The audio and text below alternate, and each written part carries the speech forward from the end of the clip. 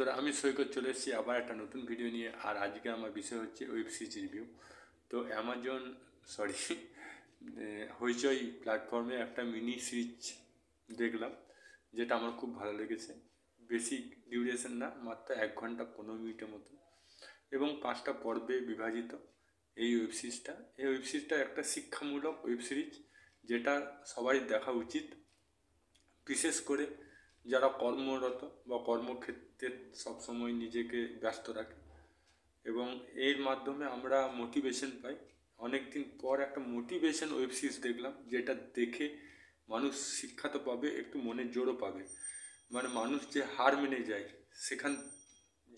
সেখান থেকে উঠে দাঁড়াবার ক্ষমতা রাখে, সেরকম একটা ওয়েব সিরিজ, যেটার নাম হচ্ছে স্নিগ্ধা একজন মহিলা, এবং সে একজন মাস্টার শেফ, এবং তার জন্য রেস্টুরেন্ট মানে চেটে পুটে মানুষ খাবার খেয়ে সন্তুষ্ট হয়ে যায়। মানে যারা হোটেল ইন্ডাস্ট্রিতে ইনভলভ তারা এটা ভালো বুঝবে, যার শেফের লাইনে আছে তারা এই ওয়েব সিরিজটা খুব ভালোভাবে বুঝবে। এবং সে একসময় উঁচু পদ থাকতো এবং তার একটা নাম সুনাম খ্যাতি ছিল।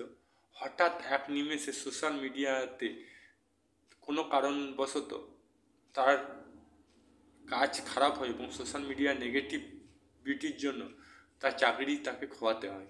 তারপর কি হয় তার জীবনে, সেটা জানতে গেলে আপনাকে এই ওয়েব সিরিজটা দেখতে হবে, এবং কীভাবে সে আবার ঘুরে দাঁড়ায় সেটা নিয়ে গল্প।